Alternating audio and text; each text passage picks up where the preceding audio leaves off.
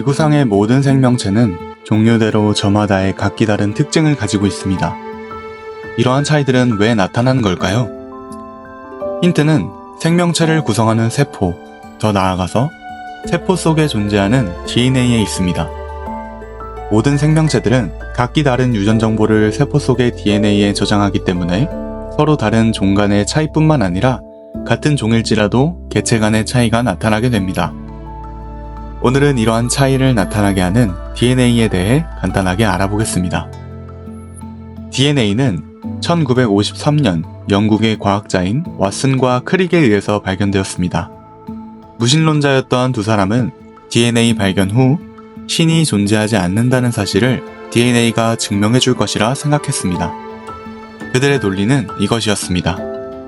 생명체를 구성하는 가장 작은 단위인 세포, 그 속에 들어있는 핵심 물질인 DNA를 발견했고, 이는 그저 단순히 화학물질로만 이루어져 있다. 그러나 후에 DNA는 단순한 화학물질 복합체가 아니라는 것이 밝혀집니다. DNA에는 여타 다른 화학물질들, 예를 들어 가장 단순한 분자인 수소로부터 시작해 아미노산, 단백질에 이르기까지의 물질들과는 다르게 엄청난 양의 정보를 가지고 있다는 것입니다. 간단하게 DNA의 구성 성분을 살펴보면 DNA는 디옥시리보핵산의 약자로 뉴클레오타이드 중합체가 두 개의 긴 가닥을 이루며 서로 꼬여 이중나선 구조를 이루는 물질입니다. DNA를 이루는 뉴클레오타이드에는 총 4가지 종류의 핵 염기, 아데닌, 티민, 구아닌, 사이토신이 관여하는데 이렇게 각기 다른 4종류의 뉴클레오타이드의 배열에 따라 유전 정보가 결정됩니다. 더 자세한 DNA의 구조는 다음 영상에서 알아보기로 하고 왜 이 DNA가 저절로 생겨나기 어려운지 이야기해 보도록 하겠습니다.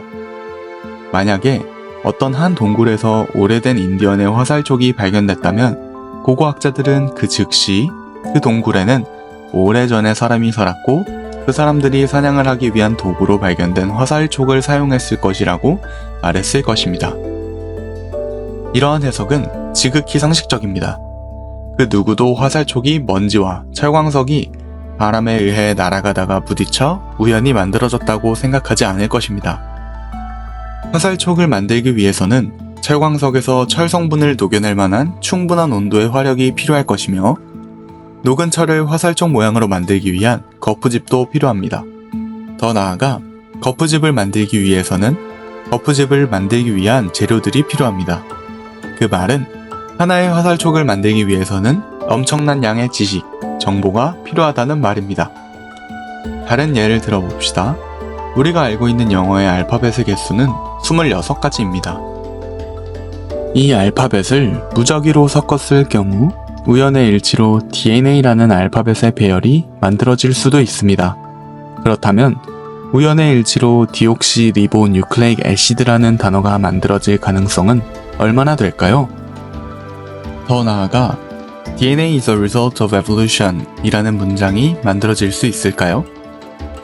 DNA is a result of evolution을 포함한 생명과학 교과서가 우연히 만들어질 수 있을까요? 설령 처음부터 26개의 알파벳이 태초에 존재했다고 하더라도 누군가 인위적으로 그것들을 배열하지 않는 이상 의미를 갖는 글이 우연히 생겨날 가능성은 0에 수렴합니다.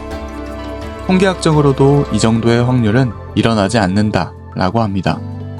하지만 DNA 속에는 한 권의 책 수준이 아니라 수십억 비트 이상의 정보가 저장되어 있습니다. 이 사실만으로도 DNA가 진화의 산물인지 누군가 의도를 가지고 만들어낸 창조물인지 분명히 알 수 있습니다. 어쩌면 우리는 거대한 프레임 안에 갇혀서 진실을 보지 못하는 것일지도 모릅니다. 진화는 과학에 기반하고 창조는 믿음에 기반한다는 프레임 말이죠.